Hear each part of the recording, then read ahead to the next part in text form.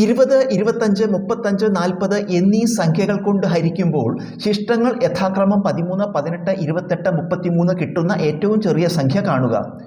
അതായത് 20, 25, 35, 40 നമുക്ക് 4 സംഖ്യകൾ തന്നിട്ടുണ്ട്. ഈ സംഖ്യകൾ കൊണ്ട് ഹരിക്കുമ്പോൾ വേറൊരു സംഖ്യ ഉണ്ട്, ഒരു വലിയ സംഖ്യ. ആ സംഖ്യയെ ഈ സംഖ്യ കൊണ്ട് ഹരിക്കുമ്പോൾ ആ സംഖ്യ 20 കൊണ്ട് ഹരിച്ചാൽ ശിഷ്ടം എത്ര കിട്ടും? 13 കിട്ടും. ആ സംഖ്യ 25 കൊണ്ട് ഹരിച്ചാൽ ശിഷ്ടം എത്ര കിട്ടും? 18 കിട്ടും. അങ്ങനെ 4 സംഖ്യകൾ തന്നിട്ടുണ്ട്, 4 ശിഷ്ടങ്ങൾ തന്നിട്ടുണ്ട്. നമ്മൾ ആ സംഖ്യ കാണണം, ആ ഏറ്റവും ചെറിയ സംഖ്യ. അപ്പോൾ നമ്മൾ ആദ്യത്തിൽ മനസ്സിലാക്കേണ്ട കാര്യം, ഇതിലത്തെ ഓരോ സംഖ്യയിൽ നിന്നും ശിഷ്ടം കുറച്ച് നോക്കുക. 20 നിന്ന് 13 കുറയ്ക്കുക. 20 നിന്ന് 13 കുറച്ചാൽ 7. അടുത്ത സംഖ്യ 25, അടുത്ത ശിഷ്ടം 18. 25 നിന്ന് 18 കുറയ്ക്കുമ്പോഴും 7.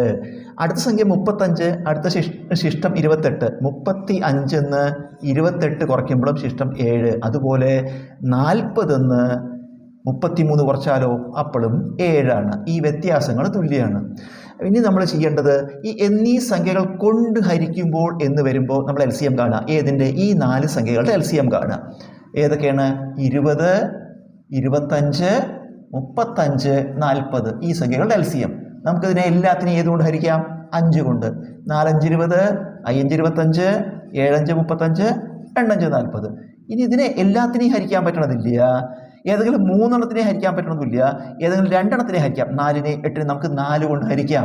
ഒരു 4 4, 5 ഇറക്കിയിടുക, 7 ഇറക്കിയിടുക, 8 24 8. 5 7 2. ഇനി ഇവിടെ പൊതു ഘടകമില്ല, 1 കൊണ്ട് ഹരിക്കാൻ പറ്റില്ല. അപ്പോൾ അവിടെ നിർത്തിയിട്ട് LCM കാണാൻ ഈ സംഖ്യകളൊക്കെ പാടെ ഗുണിക്കുക. ഏതൊക്കെ? 5 × 4 × ഇവിടെ 1 കൊണ്ട് ഗുണിക്കുമ്പോൾ മാറ്റില്ല. 5 × 7 × 2.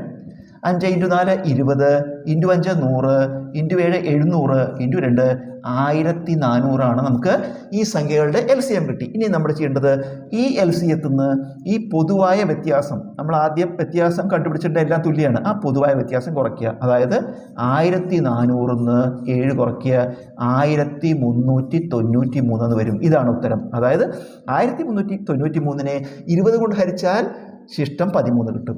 1393നെ 25 കൊണ്ട് ഹരിച്ചാൽ ശിഷ്ടം എത്ര കിട്ടുക? 18 കിട്ടും. 1393നെ 35 കൊണ്ട് ഹരിച്ചാൽ ശിഷ്ടം 28 കിട്ടും.